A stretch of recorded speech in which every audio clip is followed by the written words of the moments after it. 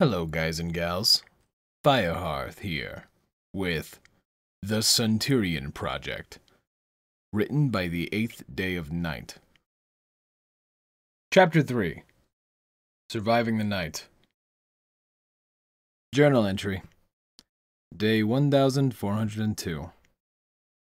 There are probably about 1,000,000 different survival guides out there, but let me say, most of them are absolute shit. They'll feed you some crap about how a human can survive weeks without food. Maybe that's true if you consider breathing survival. Let me tell you something though. A working man can only go about a week without food before he starts to get crazy. When you're really hungry, you'll start trying to eat anything, even if you know it ain't any good. About noon yesterday, I saw this bony looking guy. Had to be almost 50. Anyways, I haven't eaten in 2 days, but this guy, he looked like he hadn't eaten in 2 weeks. I watch him as he wanders around my shelter, but he doesn't try to get in. Simply looks at the boards and ignores it. I almost threw up when he found my shit bucket lying on the ground and went to work. I'll spare the details, but needless to say, that bucket was clean once he was done with it. Winter is always a fucking time to try and survive. But damn, if I'm ever that desperate, the only thing I'm gonna bite down on is a bullet. Elias groaned as he gently eased his feet into the stream. His sandals would need to be replaced soon. Normally, they protected his feet just fine for a long day of walking, but today, he had more than one blister on his foot where his shoe had been worn to nothing. The cool water provided temporary relief, though, and Elias was more than happy to rest for a few minutes to give his bloodied, aching limbs a break. While he hadn't gone far to find the stream, he had kept walking alongside it until the sun was setting to ensure that he wasn't being pursued. After only hours of only himself and the birds, he'd finally decided to go about cleaning his wounds. He started by washing the caked blood from the previous nights from his hands. After he was relatively satisfied that his hands were clean, he set to work unwrapping the bandage from his leg. Elias grimaced as blood dripped from the wound into the stream. The day's movements had not been kind, and the wound had only barely begun to scab around the edges. The rest was a vibrant red mess that hurt more than Elias would have liked. Filling his hands with water, he did his best to clean the wound, washing away any dirt that may have slipped under the bandage. Once it was clean enough, Elias used part of his other roll of gauze to bind the wound again. He then gingerly prodded at the wound in his chest. The bandage was in much better condition than one that had decorated his leg, but it was still bright red, and he knew it needed changed. He took his time with this bandage, slowly peeling back the layers to save himself as much pain as possible, until after several minutes, the bloody red of the arrowhead touched the air. As soon as the last bandage pulled free, Elias immediately began wrapping it with a fresh gauze. He had no idea if he would make the wound worse trying to wash it, so, with caution in mind, he bound it tight once again. With his wounds bound, Elias dropped the soiled bandages to his side and laid back, content to let his feet cool in the stream. The sky was clear of any cloud, and was painted in a stunning array of oranges. The air was still warm, and Elias believed he could get away with another night without a fire or shelter. For the first time in years, Elias felt truly relaxed, and he began to doze, the babbling of the stream like soft music to his ears. His eyes closed for what felt like a moment, and then a twig snapped. Elias's eyes snapped open and his hand shifted immediately to his gladius. The sky was still devoid of clouds, but it was clear that the darkness had fallen long ago. And now, Elias was out of his element. Whatever was in the woods behind him was likely nocturnal, and likely had the advantage of being able to see him clearly. Elias removed his feet from the stream and slid on his sandals, not bothering to dry his soaking, wrinkled feet. He could worry about blisters after he managed to outrun whatever it was watching him. Elias stood up and strapped on his ruck, making sure his shield was ready for use on his left arm. He squinted into the darkness of the forest, trying to spot the telltale glare that told him he was being watched. Spotting nothing, he instead looked for the ideal direction to run in. He was thankful that it was so clear. It allowed the moon to give him just a touch of light to make out the stream bank. Following his gut instinct, Elias moved upstream, making sure to stay well clear of the trees. While the moon could guide him in the open, the trees would make it too dark to see, easily concealing anything that might have deadly intent. Elias hadn't walked 100 steps away from his napping spot where he spotted a pair of dark forms darting from the trees, out of the corner of his eyes. He dropped to the ground, rendered breathless for a moment as the arrow drove itself deeper into his body as his chest smacked to the ground. As he regained his breath, he watched the pair of forms. Green eyes stared back at him, and Elias tensed, ready to fight if he had to. Elias felt his jaw almost drop in shock when the two creatures looked away and began scanning the ground where he had been laying moments before. They have to be fucking with me, he thought. There was simply no way that he hadn't been spotted. He was wearing shiny silver armor for fuck's sake. Even at night he glowed like a disco ball, yet for some reason, the two creatures ignored him completely, instead choosing to sweep his former campsite. Elias, not wanting to throw away this absolutely stupid luck, began to crawl backward through the grass, doing his best to keep a low, silent profile amongst the vegetation. Even though the grass came up to his eyebrows, Elias knew that he was still far too visible, and the fact that he hadn't been spotted was a miracle. He froze when the horn of one of the creatures lit up in a deep red glow. In the light of its horn, Elias could clearly tell what the creatures were. They were just like the horses from earlier, though the colors were much more muted. The one with the horn was a bluish gray, while the other was almost black, with what looked like, to Elias, like wings. Both were dressed in a layer of blued armor, including helmets and plumes, not unlike the ones decorating his own helm.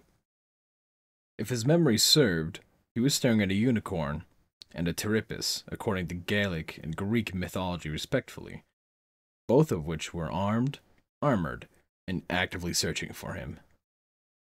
As distracted as he was with analyzing the horses, he had failed to realize what was suspended in the aura of the unicorn. Elias grimaced and silently cursed himself for being so stupid. Painted even redder by the aura of the unicorn, the blood-soaked bandage that had been on his leg for hours ago seemed to mock him. The bandage floated closer to the nose of Pterippus, who sniffed at it. Elias felt his eyes twitch. He needed to move, and fast. The breeze was slight, but he was upwind of the pair of horses. Elias slowly inched his gladius from its sheath, his eyes following the Pterippus. He had no way to kill it if it got into the air. As it stood, he was going to have to move fast to even consider grounding the flying beast. He took as deep of a breath as he could and tensed, ready to make his attack, when the Pterippus took flight, quickly disappearing over the trees. Elias' gaze shifted quickly to the unicorn, the red aura gone, as was the bandage. The unicorn scanned the ground where he had slept, likely looking for anything else that would make Elias easier to track. Elias began to crawl backward again, his eyes scanning the top of the trees for any sign of more pterippi. If he can get far enough away, he could make a dash for the cover of the forest. Then he wouldn't have to. Please don't move. Elias froze, and his grip to his gladius tightened. The unicorn was staring at him, just like the pink one had earlier. Now, however, the unicorn was close, and its eyes were glowing bright green. His fight-or-flight response was in overdrive, but his body simply couldn't decide which one. On one hand, it was in one opponent, and he might still have the element of surprise if he moved fast enough. On the other hand, this was an unknown enemy with unknown capabilities and an unknown amount of reinforcements nearby. Either way he looked at it, Elias was not in a good spot. Elias felt his eye twitch again as he watched the unicorn speak. "You are injured. Your bandages tell me that much. Believe me when I say we just want to talk. All you need to do is wait until the princess gets here. Then we can see about getting you fixed up." Watching the words come out of the unicorn's mouth was a surreal experience. A fairy tale creature was speaking in perfect English, and not only did it want him to stay and talk more, it wanted to help him as well. Maybe I've gone insane, Elias thought for a moment. Shrugging off the thought, Elias began to slowly crawl backward again.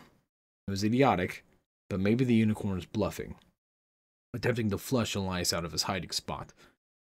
And that hope was dashed away when his foot tapped against a wall that matched the color of the unicorn's magical aura. Don't make this harder than it has to be. We just need to know why you are spying on Ponyville today. Then we can help you. You've left a trail of blood in your wake. You can't possibly keep running as you are. Elias ignored the unicorn's words and steeled his mind as he sprang into action. Flight was now out of the question. He was trapped. That left one option. With a shout, Elias was on his feet and sprinting at the unicorn, his armor glistening in the moonlight. The unicorn was slightly surprised by his sudden attack, but not as much as Elias would have liked. He swung his gladius at the unicorn's neck, only to have the blade smacked away by the sword wrapped in red aura. That aura failed when his scutum cracked into the side of the unicorn's head. The unicorn's helmet flew free, the strap snapped by the force of the blow. It hit the stream with a splash. The unicorn crumpled to the ground, and a wall of energy behind Elias dissipated. Elias crouched next to the unicorn's still body, his chest heaving. It happened in seconds, but that brief bit of action had burned clean through his energy. His limbs felt fragile, and the wound in his chest ached with renewed pain. Elias noticed the rise and fall of the unicorn's chest, and briefly considered slitting the creature's throat. As he got to his feet, he sheathed his gladius, deciding against it. If these creatures were organized, they likely took priority in caring for their wounded, he reasoned. A wounded body could stop 3 to 4 more, leaving less to pursue him. Elias stepped over the unicorn and began to walk downstream. It was likely that the therapist had also spotted him, and would know that he had been retreating upstream. Better to go downstream and attempt to throw them off. He walked as fast as he could, doing his best to ignore the pain in his leg. Elias didn't make it far before he saw a brilliant red flare light up the sky behind him. It painted the shadows around him in crimson, and Elias knew that even though he had managed to get away, his temporary lead would soon vanish. Walking onward, he scanned the landscape for any place he could set an ambush. Running wasn't going to work on his busted leg, and Elias wasn't one to crawl in a hole to hide. He needed a good place to take a stand. The stream to his right had begun to run faster as he walked, the noise covering the sound of his armor nicely. The night seemed to grow darker as he walked, and he squinted harder to continue making out the landscape around him. Elias had a creeping feeling that the shadows of the trees were hiding an unknown threat, and he did his best to quicken his pace, pushing past the pain his injuries were causing him. He briefly considered crossing the stream in an attempt to throw off the pursuit off its scent, but decided against it. It had already gotten much faster, with the water rushing ahead to some unseen drop-off.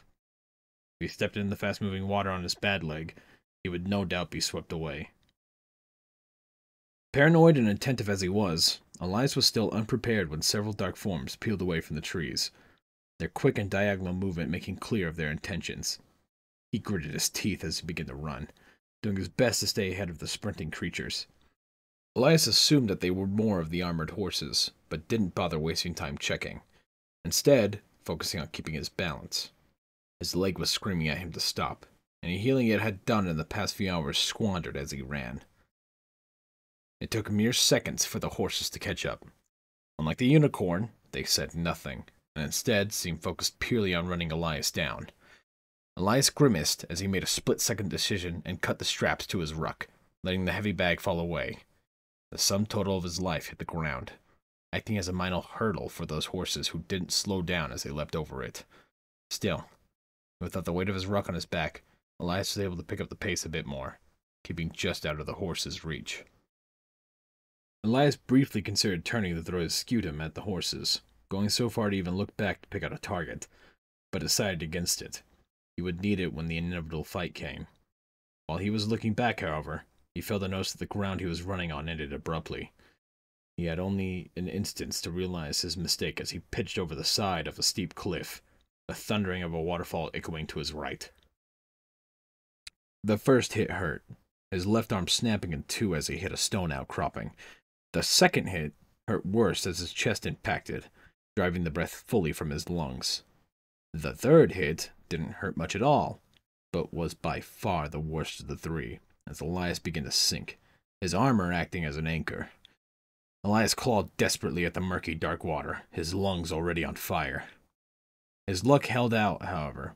As the sandals touched the silty bottom of the waterfall's plunge pool, Elias tried not to panic as he walked forward, using his good arm as a paddle as they moved toward the shallow shoreline. Blackness tinted the edge of his vision as he struggled against the weight of his armor and the crushing pressure his lungs were under.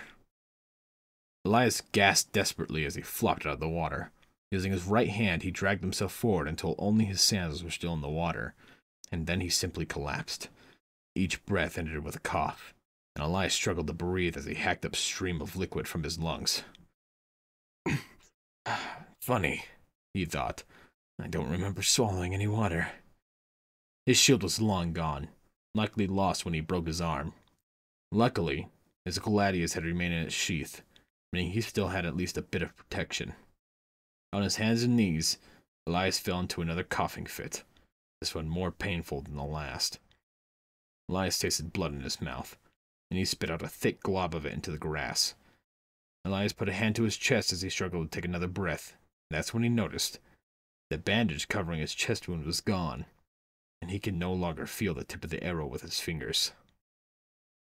Another coughing fit shook his body, and Elias felt his chest tighten as he desperately tried to take a breath. More blood welled up, pouring out of his nose as well as his mouth. He clutched at his chest wound, praying that maybe if he could contain the blood, he could breathe again. Elias gave himself credit. When the horses impacted the ground in a half circle around him, he was on his feet, sword in hand within an instant.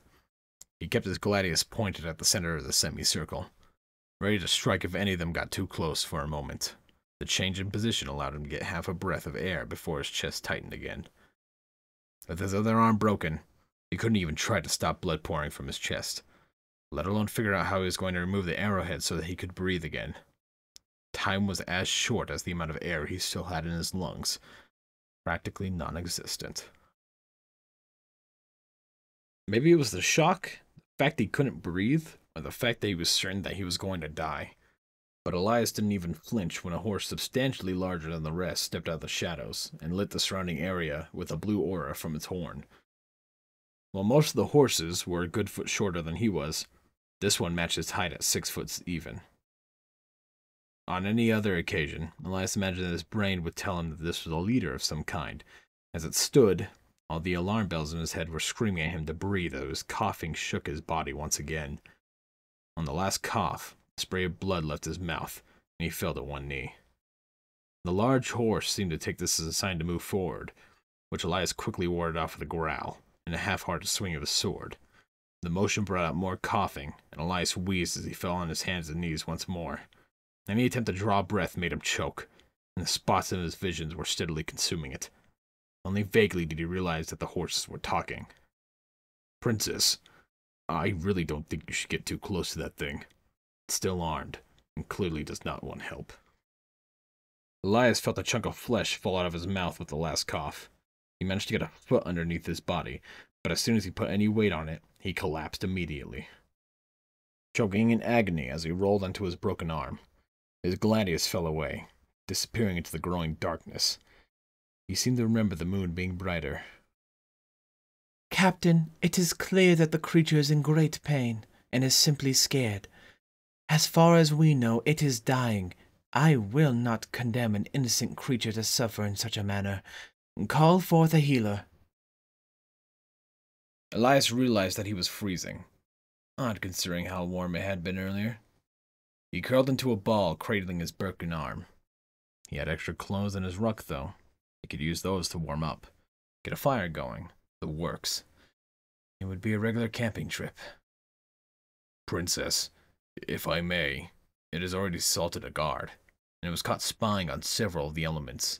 It clearly has some sort of malicious intent." Elias stared blankly at the horses. They were talking.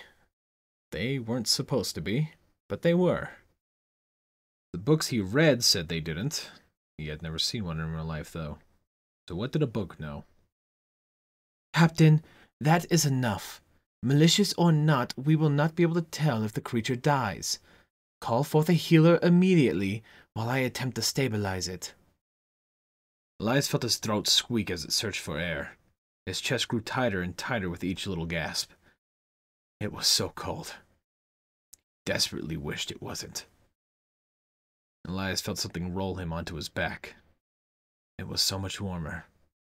He wanted to curl around it, let the warmth soak into his very core, but he found that he couldn't move. None of his limbs would respond, neither would his head. He also realized that he couldn't see, the world completely black. His last sense to go was his hearing. Elias heard one sentence before he passed out. "Do not worry, little one. You are safe now."